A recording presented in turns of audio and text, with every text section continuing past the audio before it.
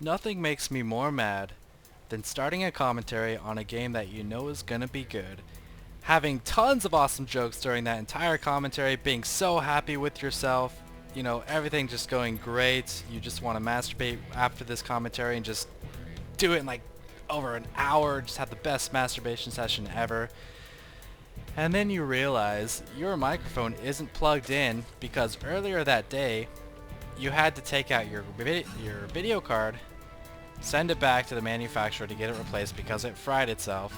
And when you're taking apart your computer and stuff like that, you forgot to plug your microphone back in. Not only that, even if I did remember to put my microphone jack back in, I had my microphone muted as well. So I just had an epic commentary of this exact game, and now it's gone. I have to start over. I almost uploaded it without sound, and I was like, no, can't do it. That'd be trolling you guys way too hard. So I'm back in the game. I'm gonna start commentating once again, and hopefully it's as epic as it was last time. The only problem is this game had a lot of twists and turns, and now I'm gonna be expecting it, so it won't be as genuine. I cannot speak today, man. I should have had those sour Skittles. I'm messing with my throat. But hopefully you'll enjoy it nonetheless. We've got NEXLife in the left as the red Zerg, and NuclearfOu in the top as the blue Terran. These are both Korean players, part of Korean teams. FOU and Nex Genius, part of Nex. I don't know if he is anymore. I don't think he is anymore. But he won the Blizzard 2010 tournament, winning about $25,000, I believe. So, very good player. And we're seeing a fast expansion from NEXLife. He's a good player, I'm sure. If he's, yeah, whatever. I don't even know. I don't even know what this is a part of.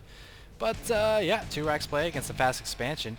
And I hope you guys enjoyed my Queen tutorial video. I tried to mention that the tutorial was the way I like to do it. It works for me. I've tried other methods, and they just don't seem as fast or as fluent, or they require you to remap your keys to things you don't really want them to be. So it's what works for me. Some people like backspace, some people like minimap. I just want to note that Destiny does use this the way I do it. Idra does, Spanishiwa does, a lot of other good players do, I'm sure, and a lot of other good players probably use the backspace method. So yeah, if you have any tutorial requests in the future, shoot me a message. I do read my messages. And I tend to not just do tutorials based on specific builds. I mean, if you want to learn a build, it's pretty simple. Just read TL for builds, 15 gas, 16 drone, 17 ultralisk, stuff like that, and do it. I tend to focus more on specific mechanics like queen injecting or microing amounts of lings, or what units are good in what situations. So requests like that are preferred. Is this Overlord gonna die? I don't know, but he is sending 5 SCVs and 3 Marines, and notice what he's doing here. I'm not gonna act surprised because I have seen this. He's boxing in his Marines, and so they can't be attacked by Zerglings. So even if the Zerg had like 20 Zerglings right now, they'd probably all die because these Marines are nicely boxed. Whoa, that was weird. Nicely boxed in, so they can't be attacked. And this SCV on the outskirt could be repaired by this SCV right here indefinitely. So it's a big problem right now for NEXLife. Well, you need to run these SCVs up the ramp to get inside of that Queen. Queen is going to be pushed away. 170 life, though she did take a beating before getting away. Every good biz can take a couple backhands before she, dies or calls these. I mean, if you're doing it right, she should never get to the point where she dies, but you never know. This SCV building this bunker has been picked up, but he has 4 remaining SCVs. Oh, he's going to lose another SCV. Not the best micro right there, focusing on boxing his Marines into the bunkers. And this spine has inched up and is now in attacking range of the bunker. However, this bunker can attack this spine crawler. You'll notice the life going down on it. And this early push, it may not have done a lot of, specific structural damage or drone damage or anything like that. But if we check out the harvesters, man, it's 22 to 16. The Zerg has been forced to train only Lings, 10 more on the way, metabolic boost on the way. And it's not looking good for the Zerg at all. He's actually at a huge disadvantage. The spine is still poking away, but it's going to go down in just a matter of seconds. Oh, he actually can't reach it. He found a good spot to burrow in. Spine going down. Bunker going down. Unable to salvage it, but he does return to the bunker in his base. Meanwhile, still at 3 racks. SV is just chilling out here, getting a command center.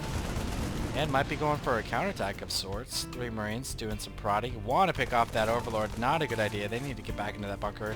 I would advise he salvage this one because the Marine assault is pretty much over. You want to try to salvage this before it dies or salvage this before it dies. We'll see if he does just that. No, he's going to try to pick off a couple extra units. He doesn't even salvage this bunker. Come on, FOU. Oh. Oh. The Zerg isn't attacking it because he expected him to salvage it. Oh boy, this is ugly. Wait. What are you doing? That's 10 Marines. You just saw your opponent had like 20 plus Zerglings. What are you doing? Not a good assault. He wanted to get even more than he already got out of it. If he can find some kind of wall to hug, he might be okay, but now he's engaging the Zerglings on open field. They're gonna just get torn apart.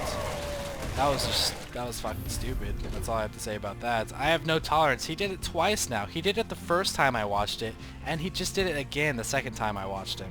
So he's done it twice in a row. I mean, the first time I was like, okay, silly mistake. Second time, come on, dude. You just made the same mistake twice in a row. Alright, I've beat that joke to death. Time to move on. Oh, if you guys are wondering, the graphics quality had to be turned down. As I mentioned earlier, I had to return my card. Wasn't working right. And the new card, the 8600 GTS GeForce, is a backup card I had from a long time ago, so I had to tone down all the graphics settings to get it to run smoothly. Hopefully I'll have my other card back by the end of next week. There's a scan going down. Stim pack being researched. And the second orbital command, it wants to land here, but he can't quite do it yet because there's just too many links. Losing those Marines, it really hurt his timing. He could have just, stacked all his Marines right here, prevented these links from even pushing up at all, landed his command center right away, but because of that careless push, he's down half his army size, and he can't really land this command center, so he can just pump out lots of SCVs, drop mules on this base, and just start massing more infantry and getting some bunkers until he's able to go. Oh, that poor Zergling, third base on the way. Man, I don't know how live casters do it, man. This is just my second cast, redoing this one, and my voice is already getting strained. I have a lot of respect for people who can live cast entire tournaments, Day 9, Husky, HD. They go crazy with commentaries. I know Husky does like 4 commentaries in one day, and I'm getting, jeez, man, I'm getting taxed just doing the same commentary. Maybe it's because it's the same game. That could be it. It's just nothing new. I already know what happens, but you guys are going to like this game. The ending is just awesome. That's the best ending to any game I've seen in a long time. So, because this early Marine Force died, what that tells you as a Zerg player is I can make a shit ton of drones. Not only that, the Zerg player, he pushed up and saw this command center. He now sees it's landing. That also tells the Zerg player I can make a shit ton of drones, and that's exactly what he did. 50 to 36 right now. All because that huge clump of Marines died. The Zerg knows the Terran isn't going to attack with anything significant, and if he does do an infantry push like this, like he's about to do, he's going to get torn up.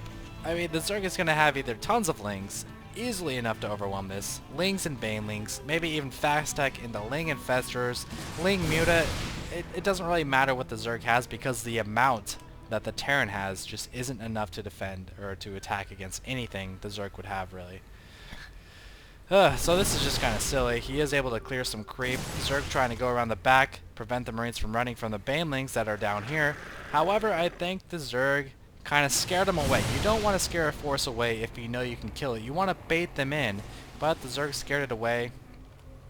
Unfortunately, this army will live to see another day. However, you can't really tell the day-night cycles on this planet, so no one really knows. For all you know, it could be like Mercury, where there's 88 days in a year. That would mean the days are longer. It could be like Pluto, where there's like 700 days in a year or whatever.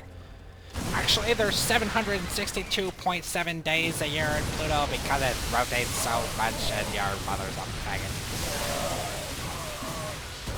Ah, that's what happens when you attack when you shouldn't.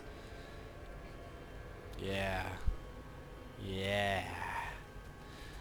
And, oh, I just killed your army. I'm going to make 11 drones. Kill army, acquire drones. 2 spines. Oh, this is clever. This is clever. Okay, if you're a Terran and you're going to drop an expansion, you're going to do it right here. if you're a Zerg and you want to defend against an expansion that's being dropped, you're going to build your spines right here, and even position an Overlord over the cliff to stop any drop attempt, so you have sight of the upper ground. Now, you might be thinking, why doesn't every player just do that kind of stuff? Well, the answer is not every player has 250 APM. This drop is doing absolutely nothing. A valiant effort. 71 drones to 48. Let's check out the Terran base here, going standard composition. Starport just for medevacs. 4 barracks, marines and marauders and tanks. So this is like a pre-patch game. Koreans, they don't adapt well. They are the best in the world at StarCraft, but they do not adapt. They are set in their ways. If there's a new patch that makes the new unit better, they're not going to get it just because it made it better. It's kind of silly, really, how stubborn they are in their ways. And it's kind of disappointing because it makes for less fun games than you could have.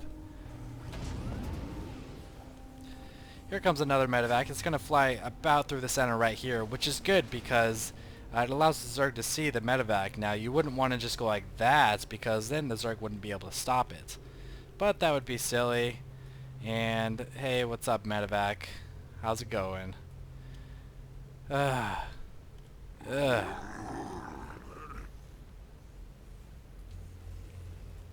But this drop might be effective anyway. Did he even see that medevac? Yes, he did.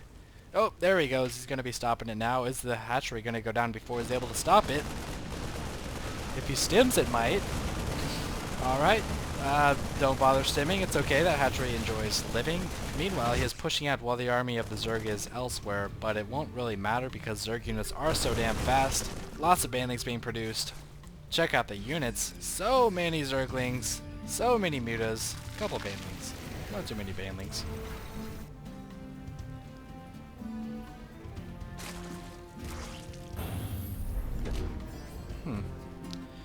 Yeah, this is just like an old version game. Tank, marine push. Oh, here comes the engagement. Lots of banelings swarming in. Banelings in the back a bit too far. No siege on the tank, so those banelings are just going to walk right through whatever they touch. Nice marine micro, though. Oh, no. Why would you blow up on the tanks? You've been playing this game so long. You play it like 10 hours every day. Why would you blow up on the tanks? Oh, just farted. Probably shouldn't announce that on the microphone. Now my lady fans think I'm gross. Sorry, lady fan. That poor marine wanted to control that watchtower so badly, but it's just not going to happen. Here comes the assault on the Terran's third base, which is now turning into a planetary fortress. No banelings. Oh, here come the banelings from behind. Blow up on the tanks, you noob. Oh, oh, look at that marine split.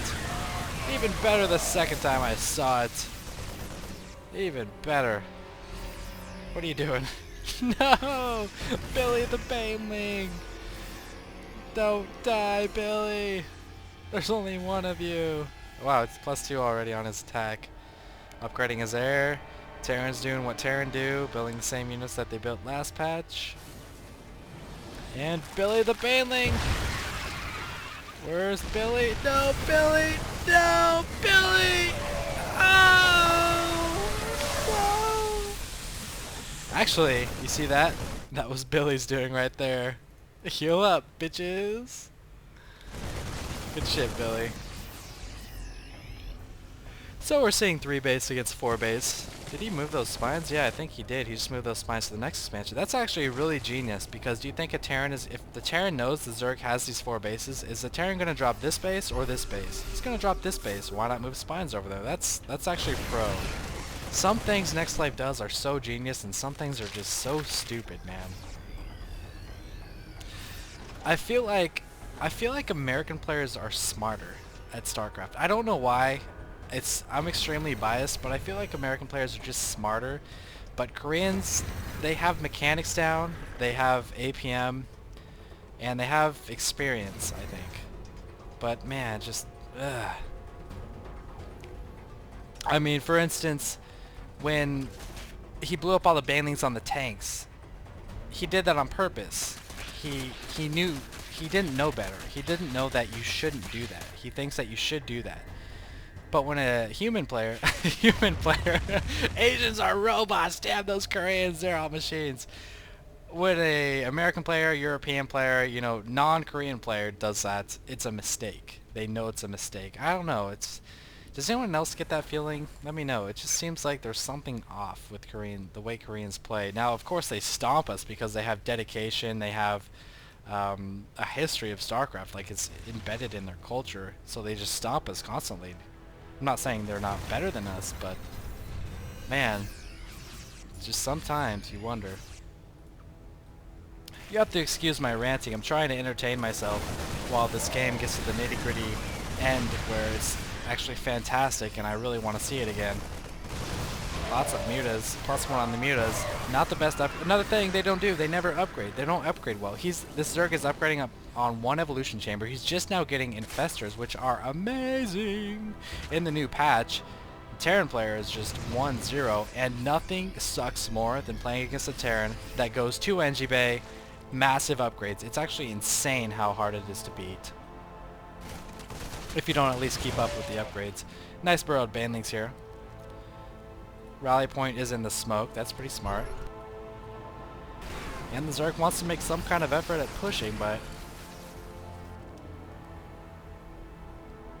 not really gonna happen. Here comes the slow push. If he can, ooh, nice fungal. If he can micro these Marines like he did the smaller clump of Marines, it's gonna be pretty devastating, man. Now the Zerg really needs to fungal. With this many tanks, there's no way your Zerglings will get those Marines with decent Marine micro unless you fungal the Marines. The problem is, how many infestors does he have? 2 infestors is not going to be enough fungals, and I say that because the infestors almost always get blasted before they're able to fungal. And fungal doesn't last as long as it used to, so you need more than 2 infestors. That's way too many banelings. Way too many banelings. You need more lings, man. The lings eat the damage. They soak up damage a lot better than banelings from Marines, from tanks, especially if they have an armor and the tanks don't have an upgrade. The tanks almost have an upgrade, however, so they will be able to one-shot Zerglings. But they overproduce. Everybody does this. All Zergs do this. They overproduce banelings. All Zergs that could be better. Look at this. See all the banelings dying? It's because they're banelings, they're not Zerglings. None of them made any contact with Marines. These mutas are now, fighting for themselves against Marines. And the Zerg is throwing the game away. He had a good lead. He actually defended this poorly, but he came back after the Terran overstepped his boundaries. 80 Zerglings. Holy shit, he's got so much money too. What's going on here? Terran's only got 56 workers, but that's all Terran needs because they have mules. This 5th base of the Zerg is going down. He transferred all his drones off these minerals, which I was spazzing out about last commentary. When there's still about 1,500 there, you don't need to transfer that, man. You just lost a base of mining because you transferred here. You could have gotten 1,500 more minerals. Cutting off reinforcements, very smart. Picking off a lot of SCVs. And sacrificing this base. He couldn't really get back to it in time. Doesn't need to keep it. Doesn't need to sacrifice units to keep it. I would have sent in like 2 lings to pick off that tank, just in case he decides to repair it or put it in the back. It would help in the long run. Auxiliary hatchery. Making use of all those excess minerals, very smart. And an ultra cavern coming up. And banelings, more banelings. I'd rather get infestors because infestors are really good now. But he's not going to anyway. The Terran is now 4 base to 4 base against the Zerg, securing a nice little advantage here if we check out the food counts. You never want to be equal with your enemy as a Zerg in food, unless it's another Zerg. So the Ultra Cavern's out, getting 1 more infestor. But it's not looking good for the Zerg. He's not changing up his composition at all. He's holding position with these banelings. I have a feeling that's not a smart idea. Those are the Down Syndrome banelings. And the Zerg now going for the counterattack. Is it going to surround the SCVs around the orbital command? No, it's not happening. 1 attack going at the orbital command. Meanwhile, another attack going down on the Zerg's 3rd base. He needs to siege up in a perfect line. Oh, that would be awesome. A siege line just like that would be sick. Down go all those SCVs and that planetary fortress. Where is the Zerg's army? Okay, there's some of it. He's got some banelings and an infestor. Here are tons of mutas. He's going for the natural of the Terran.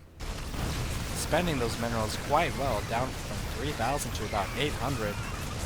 And what this will allow the Zerg to do is have 1 final battle against the Terran army, because neither player will be able to produce any more units after their big attack goes down. Oh, fudge sickle ball sacks.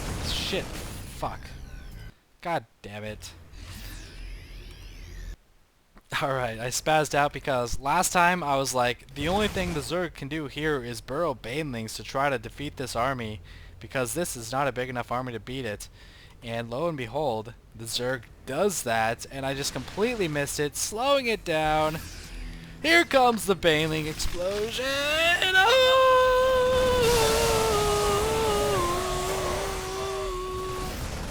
And a fungal too.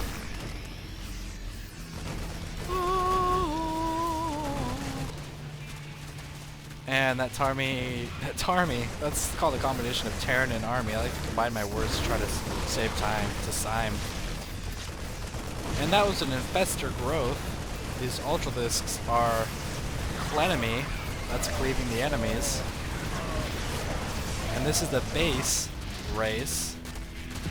I tried to combine base and race, but then I realized they both rhyme, so. Alright, so that was awesome. Those banelings wrecked face like crazy, and that was really a last-ditch effort that actually worked. It shouldn't have, but it did. Look at this. Okay, 87. 151. Oh, well, this was 151 to 87. I need to point something out real fast before I end this game. Again, sorry for my exasperated tone. It's just so frustrating. Now, noobs will tend to see all these Marines, all these tanks, and all these banelings, and they'll be like, click all the banelings, press X, but not NEXLife. He's doing something right for once. He is unburrowing as opposed to exploding. Now what that does is you're still going to kill everything on top of the banelings, obviously, because they're going to unburrow and die. But banelings that survive longer will then walk around and move to anything else that can be hit. Now if they exploded while they were underground, they wouldn't have a chance to do that. So with large clumps like this, you always want to unburrow as opposed to explode. Because look, everything is still dead around it, but now there's tons of banelings right here that can go on and hit extra targets. Those Marines up here are all dead because he unburrowed instead of exploding. Still would have won the game either way, 154 to 87. The space was actually going down too. But the Terran has no protection at all. He left a lot of Zerglings at this base, now flying the Mutas back. And, you know, kind of sad to see a Terran lose because he doesn't think Terran ever need Ravens. It just pisses me off. Why not get Ravens? Why not get Infestors? Ugh. And that's it, you guys. Hope you enjoyed it. That was a GG. I don't have my GG button. So, GG! Yeah, generic sign off here. Later.